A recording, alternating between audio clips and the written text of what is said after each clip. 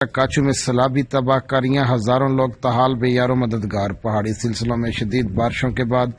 گاج ندی اور دیگر برساتی نالوں نے کاچو میں تباہی مچا دی۔ یونین کونسل چھنی اور ساوڑ سیلاب کے باعث سب سے زیادہ متاثر ہونے والی یونین کونسل ہیں، جہاں تاحال کئی دیہات پانی کے گھیرے میں ہونے کے باعث ہزاروں لوگ سیلابی پانی میں پھنسے ہوئے ہیں۔ یونین کونسل چھنی میں سیلابی ریلے میں کئی گھر منہدم ہو گئے ہیں اور متاثرین بے یار و مددگار کھلے آسمان تلے زندگی گزارنے پر مجبور ہیں، جبکہ اسی حوالے سے متاثرین نے آپ تک نیوز سے بات کرتے ہوئے کہا کہ اب تک کوئی بھی ان کا پرسان حال نہیں ہوا۔